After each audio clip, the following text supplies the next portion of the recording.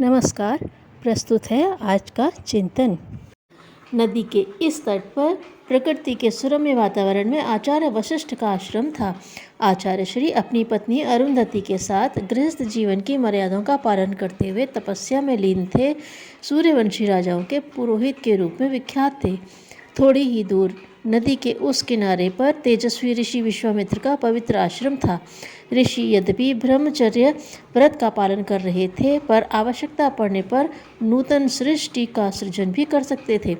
वशिष्ठ एकाकी जीवन की कठिनाइयों से भली भांति परिचित थे। वह अच्छी तरह जानते थे कि अकेले व्यक्ति को स्वयं अपने लिए भोजन जुटाने में काफ़ी समय लग जाता है, और ऐसे समय में जबकि उसका एक एक क्षण लोकोपकार में बीत रहा हो, तब तो वह सचमुच कठिनाई अनुभव करता होगा। वशिष्ठ ने विश्वामित्र के लिए भोजन की व्यवस्था अपने आश्रम में ही कर रखी थी। भोजन अपने संस्कार मानव के मन पर छोड़ता है, इस बात को विश्वामित्र भली भांति जानते थे। ऋषि पत्नी अरुंधति के बनाए भोजन में किसी भी प्रकार के कुसंस्कार का प्रश्न ही नहीं उठता। विचारों की सात्विकता और मन की पवित्रता तो अरुंधति के जीवन की मुख्य विशेषताएं थीं। वह नित्य समय पर भोजन निर्मित कर भगवान का भोग लगाकर विश्वामित्र के आश्रम में पहुंचाया करती थी। वर्षा ऋतु की वह पहाड़ी नदी 5-6 घंटे निरंतर जोर का पानी गिरा। नदी घमंड में इतराकर बहने लगी। पानी इतना बढ़ गया कि उसे पार करना कठिन था। अरुंधति को चिंता हुई, मुनि भोजन की प्रतीक्षा में होंगे। उन्होंने अपनी कठिनाई वशिष्ठ को बताई।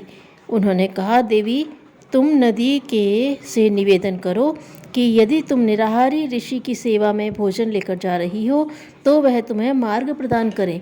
अरुंधति ने वैसा ही किया। उन्होंने नदी से विनम्र स्वर में राह मांगी और उसने अपने को 2 भागों में विभाजित कर राह दे दी। सूखा मार्ग बन गया। ऋषि पत्नी को जाने में बड़ी सुविधा हुई। विश्वामित्र को भोजन देकर वह चलने लगी तो नदी के पूर्ववत प्रचंड रूप को देखकर पार करने का साहस न हुआ। उन्होंने विश्वामित्र से कहा, मुनिवर, ऐसा प्रतीत होता है कि आज तो कुछ घंटे यहीं पर रुकना होगा। नहीं नहीं, रुकने की कोई आवश्यकता नहीं। तुम जाओ, नदी के किनारे पर खड़ी होकर उससे कहो कि मैं आजन्म ब्रह्मचारी वशिष्ठ की सेवा में जा रही हूँ, कृपया मार्ग प्रदान करें। विश्वामित्र की आज्ञा पाकर अरुंधति चल दी, पहले की तरह नदी तट पर।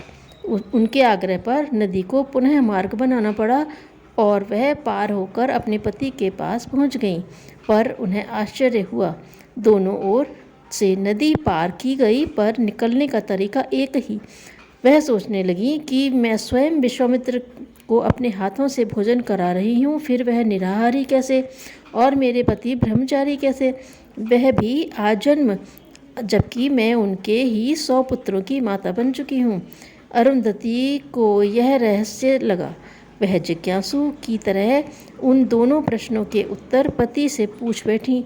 वशिष्ठ बोले, जिस प्रकार कमल पानी में रहते हुए भी पानी से दूर रहता है, उसी प्रकार जो मनीषी केवल जीवन रक्षा के लिए भोजन ग्रहण करता है और कर्म की साधना में रत रहता है, वह सदा निराहारी ही है।